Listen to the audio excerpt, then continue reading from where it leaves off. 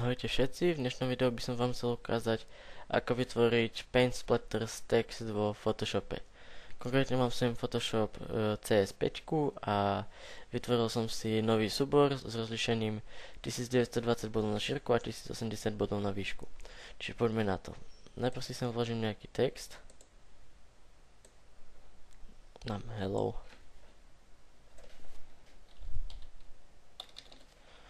A troška fornejšie písmo.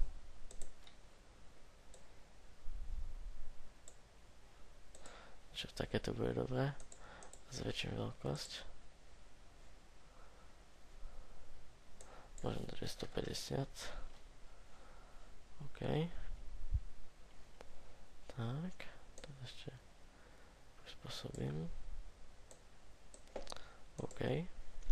A teraz tlačením tlačidla Ctrl+T si ten text ešte prispôsobím, čiže ja by som ho chcel mať takýto širší, troška nižší.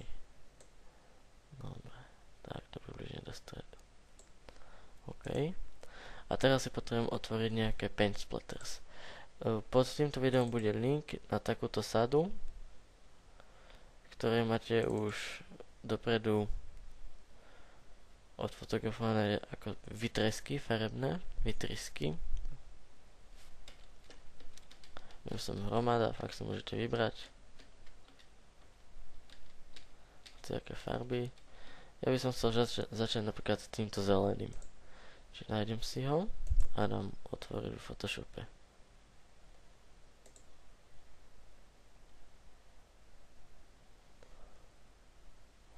Tak, a sem už ho mám. Teraz si vyberiem nástroj Magic Wand Tool a kliknem na bielu farbu, čiže to je farba, ktorú nechcem vybrať. A stlačením kláves Ctrl, Shift a I invertujem výber len na tú farbu okrem bielej. Tak, mám vybrané. A teraz jednoducho pretiahnutím celú vrstvu dostanem sem. Tak.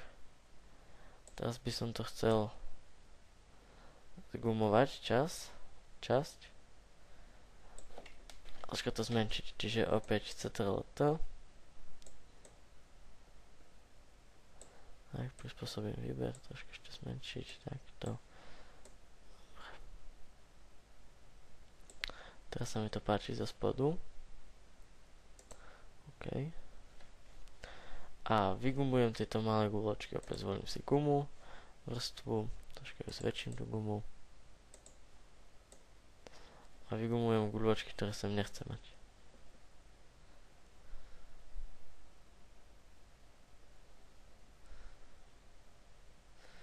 Nemám tablet, že tam budú nejaké chyby, vy sa s tým môžete kľudne vyhrať.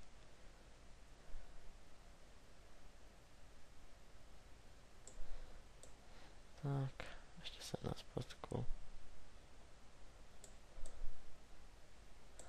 Dobre, čiže väčšinou guľočok by som mal vygumovaných. Teraz zmením farbu textu na čiernu.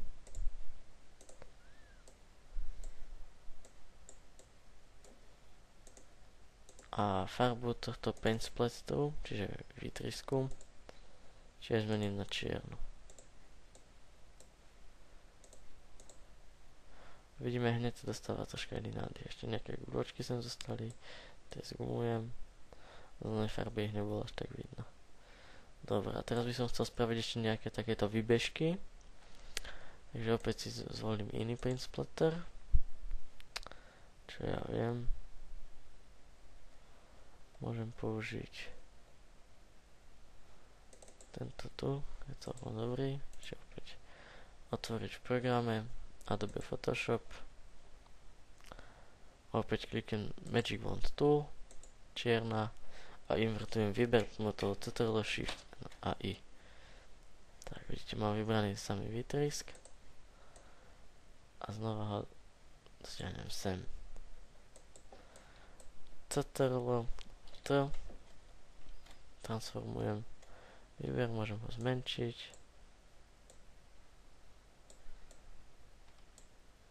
Ešte menší o dosť. Troška ho otočím. Priblížim Alt.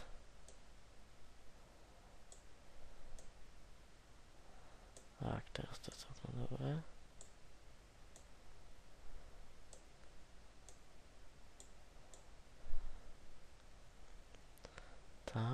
OK.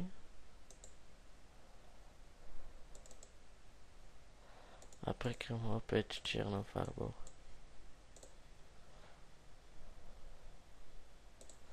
Môžem ešte prípadne trošku posunúť.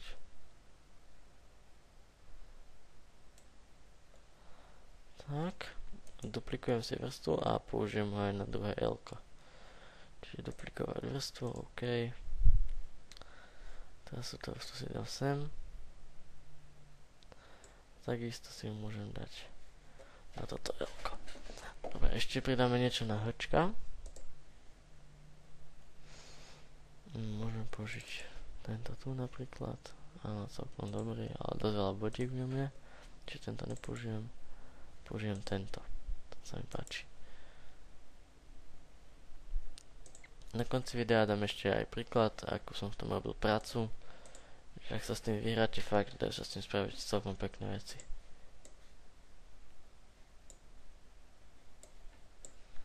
Invertujem výber, transform. Zmenším si to.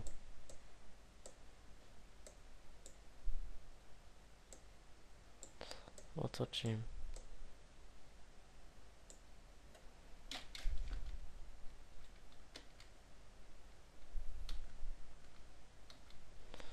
Tak.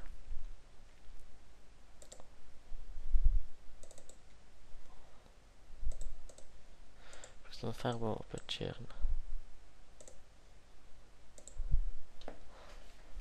Tak, a ešte ide by som pridal niečo. Sem niečo malé a sem hore. Čiže takto. Ešte nejaký si vyberiem. Je ich tu dosť, takže vyberať z čoho bude. Čo sa vám páči, môžete použiť pre každý typ situácie. Tento tu použijem.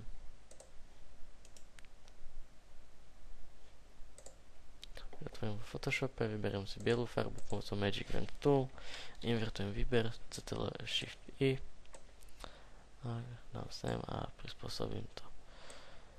Čo ja viem, sem. No a teraz to opäť neviem zmenšovať, ale teraz si to chcem zväčšiť. A otočiť.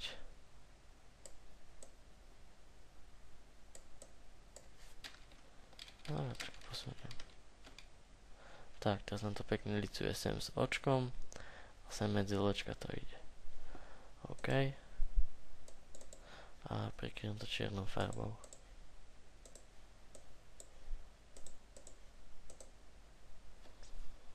Tak. A teraz si označím všetky vrstvy. Držím Ctrl a ťukám na vrstvy. Tak a dám